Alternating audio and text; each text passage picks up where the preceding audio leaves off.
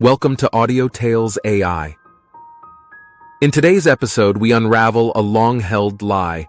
Join us on this emotional journey as we explore the profound impact of truth and deception. If you're a fan, don't forget to subscribe and hit that notification bell.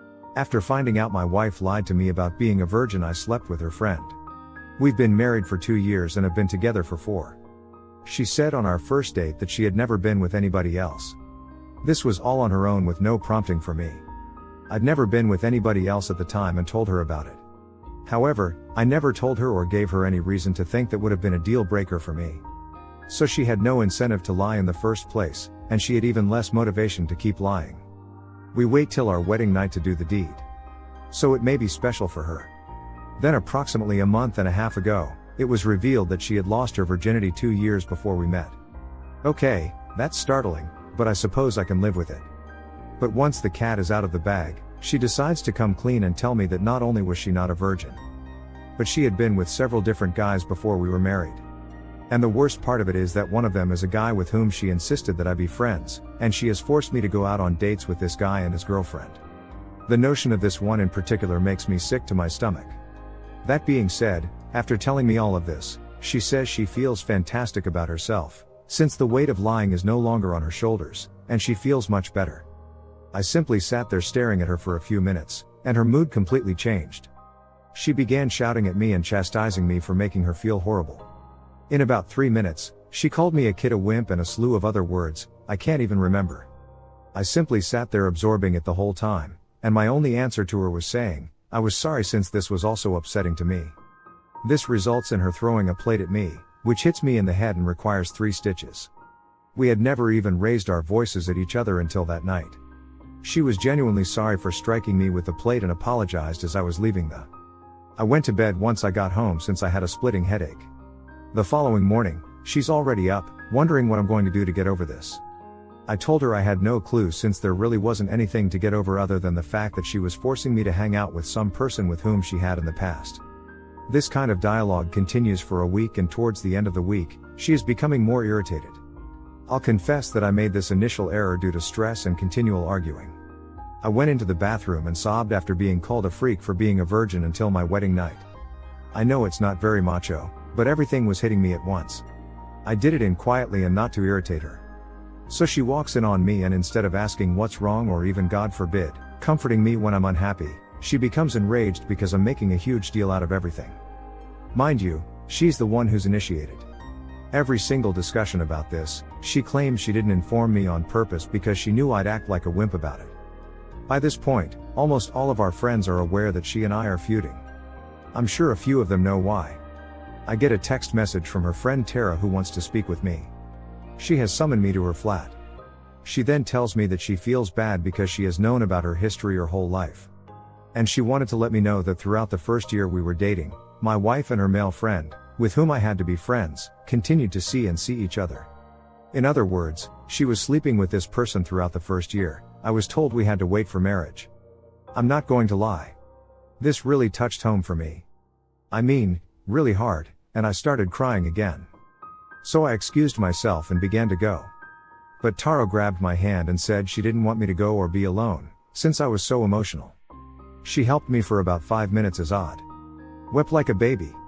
I wish I had left because it would have made my life so much simpler. Instead, I naively kissed her.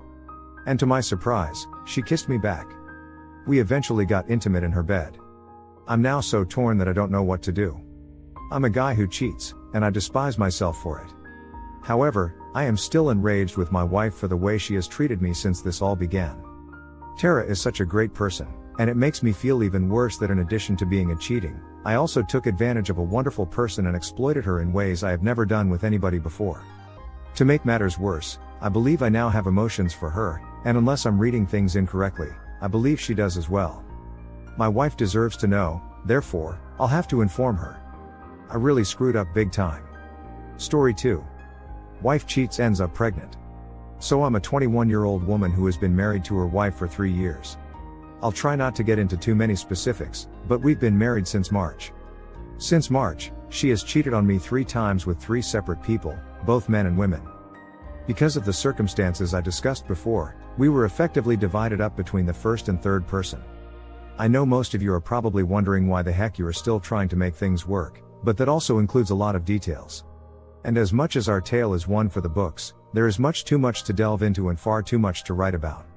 I never know how to condense a big narrative. Anyway, after the third person, I've been trying to figure out whether we can get through this. She wants to be better, and I want to give her a chance, but with more time. That time has suddenly been cut short since she is pregnant. Part of me wishes she will abort it because wouldn't that be better? Why enslave myself to a child in a relationship that is almost certainly doomed in the first place? While another part of me wants to see if I can make this work, take the child in as my own and attempt to work on us to establish the family we've always wanted, regardless of how it happened. Despite this, it really doesn't matter since she doesn't want to retain it. She's leaning heavily toward abortion and to a lesser extent adoption. But I'm sure she retains it for adoption, we'll end up keeping it. I'm not sure what I'm searching for here : I think it's simply some counsel for this bizarre circumstance. Update. Okay. The reason I'm trying so hard to stick it out is because I believe in marriage. We were dating for 2 years before getting married, and she never cheated on me. There was a lot that transpired this year to lead up to the actions she performed. I know she loves me beyond everything else and vice versa. However, she is not totally psychologically well. I knew who she was when I married her, but I still married her. She's a narcissist with a mental condition and an addiction. And I wasn't there to put her out. She asked in a haphazard manner. She didn't care about any of the individuals she cheated on. While I was gone, they were simply to her. She swatted them all away like flies. At the end of the day, I'm the only one she actually cares about. She's just messed up. You're probably thinking, yeah. Well, get out of here. But I've always been there for this girl. She has been 16 years old. In any case, she's finally taking the effort to receive the assistance she needs. She had received assistance a few months ago, but the facility where she went was extremely shady. She also wants to get further assistance. She's ready to make a concerted effort to transform who she is. Isn't that worthwhile?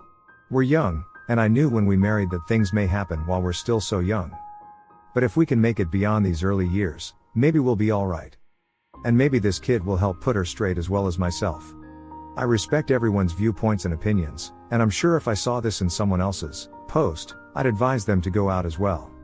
Every day, I tell myself the truth, but I'm a loss. This is why I've come here to seek assistance from Reddit. Update 2. I failed to emphasize that no matter what occurs, the father will not play a part. That has already been determined. And as for the kid, I would never inflict anything on such a lovely innocent person.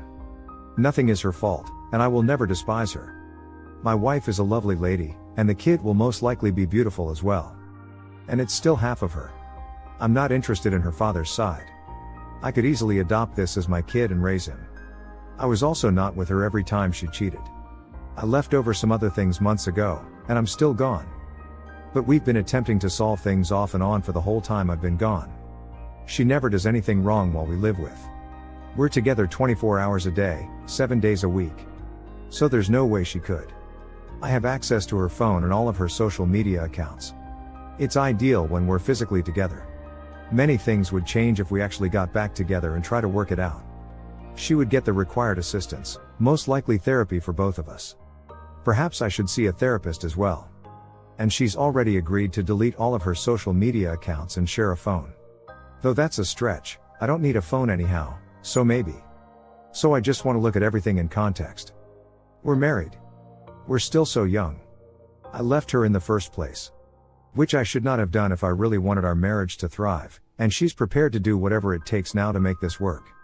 So on a loss and don't know what to do. Thank you for tuning in to Audio Tales AI. If you enjoyed today's story, remember to hit that like button and subscribe to our channel. Your support keeps these stories coming. Until next time, remember, love, trust, and understanding are the foundation of a great relationship. But betrayal, lust, and deception make for the best YouTube videos.